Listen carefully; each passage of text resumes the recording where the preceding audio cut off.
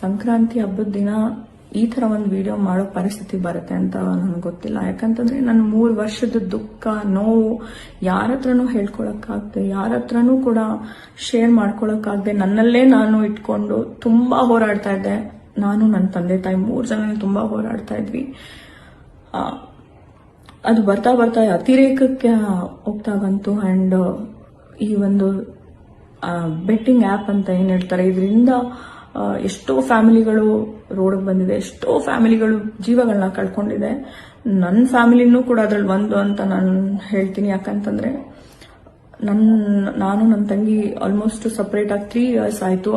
ಯಾರ ಸಂಪರ್ಕದಿಂದ ನಾವು ಒಂದು ಹೇಳ್ತಾರಲ್ಲ ಸಹವಾಸ ದೋಷ ಅಂತ, ಸಂಪರ್ಕ ಮಾಡ್ಕೊಂಡು ಏನೋ ಮಾಡ್ತೀನಿ ಅಂತ ಅದೆಲ್ಲ ಮಾಡ್ಕೊಂಡು ಅವ್ರವ್ರು ಮಾಡ್ಕೊಂಡು ಆಕೆನೂ ಕೂಡ ಅದರಿಂದ ಹೊರಗೆ ಬರಕ್ ಆಗದೆ ಮನೆಯಿಂದನೂ ಹೊರಗೆ ಹೋಗಿ ಆಕೆಗೂ ಅವರೆಲ್ಲ ತುಂಬಾ ಹಿಂಸೆ ಮಾಡಿ ಒಂದಿನ ಒಬ್ರು ಸ್ನೇಹಿತರ ಮುಖಾಂತರ ಹಿಂಗ್ ಆಗ್ತಿದ್ದಾಳೆ, ಹಿಂಗ್ ಮಾಡ್ತಿದ್ದಾಳೆ ಅಂತ ಗೊತ್ತಾದಾಗ ಕೇಳಿದಾಗ, ಇಲ್ಲ ನಂಗೆ ಈ ತರ ತುಂಬಾ ಹಿಂಸೆ ಮಾಡ್ತಿದ್ದಾರೆ, ಇಷ್ಟೆಲ್ಲ ಈ ತರ ನಾನು ಹಿಂಗೆ ಬೆಟ್ಟಿಂಗ್ ಆಪ್ ಅಲ್ಲಿ ಕಳ್ಕೊಂಡಿದ್ದೀನಿ. ಹಾಗೆ ನಾನು ಇಂಡಸ್ಟ್ರಿನಲ್ಲಿ ಇಷ್ಟು ವರ್ಷ ಕೆಲಸ ಮಾಡಿರೋದಿರ್ಬೋದು, ಅಪ್ಪ ಒಂದು ಗವರ್ಮೆಂಟ್ ರಿಟೈರ್ಡ್ ಅಫಿಷಿಯಲ್, ಅವರು ಎಲ್ಲಾನು ನೀರಿನಲ್ಲಿ ಹೋಮ ಹಾಕದಂಗೆ ಒಂದು ಬೆಟ್ಟಿಂಗ್ ಆಪ್ ಅನ್ನು ಮಾರಿಗೆ ಬಲಿ ಆಗಿದೆ ನಮ್ಮ ಫ್ಯಾಮಿಲಿ.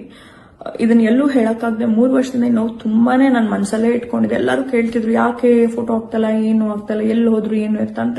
ಏನಂತ ಹೇಳಕ್ಕಾಗತ್ತೆ, ಜೊತೆಯಲ್ಲಿ ಇರ್ಲಿಲ್ಲ ನಾವು. ಹಾಗಾಗಿ ನಮ್ಮ ಪಾಡಿಗೆ ನಾವಿದೆ. ಆಕೆನೂ ಕೂಡ ನಾನು ಯಾವುದೇ ಕಾರಣಕ್ಕೂ ನನಗೆ ಆಗಿರೋ ಅನ್ಯಾಯ ನನಗಿದು, ನಾನು ಇದನ್ನೆಲ್ಲ ಕ್ಲಿಯರ್ ಮಾಡ್ಕೊಂಡೆ ನಾನು ಬರ್ತೀನಿ ಅಂತಾನು ಕೂಡ ಆಕೆನೂ ಹೊರಗಡೆ ಇರೋದ್ರಿಂದ ನನಗೆ ಇತ್ತೀಚಿನ ದಿನಗಳಲ್ಲಿ ನನಗೆ ಅನಾಮಧೇಯ ನಂಬರ್ಗಳಿಂದ ಕಾಲ್ಸು, ಮೆಸೇಜು, ಸೋಷಿಯಲ್ ಮೀಡಿಯಾದಲ್ಲಿ ಯಾವ್ದಾದ್ರು ನನ್ನ ಒಂದು ಕೆಲಸದ ಸಲುವಾಗಿ ಫೋಟೋಸ್ ಎಲ್ಲ ಹಾಕಿದ್ರೆ ತುಂಬಾ ಕೆಟ್ಟದಾಗ ಕಮೆಂಟ್ ಮಾಡ್ತಾ ಇದ್ರು. ಆಮೇಲೆ ಹೊತ್ತಲ್ಲೆಲ್ಲ ಕಾಲ್ಸ್ ಬರ್ತಾ ಇತ್ತು. ನಾನು ಮಾತಾಡಿ ಯಾರು ಏನು ಅಂತ ಕೇಳಿದಾಗ ಹಿಂಗ್ ಮಾತಾಡ್ತಾ ಇರೋ. ನನಗೆ ದಯವಿಟ್ಟು ಇದು ನನಗೆ ಸಂಬಂಧ ಇಲ್ಲ, ನನ್ನ ಸಂಪರ್ಕ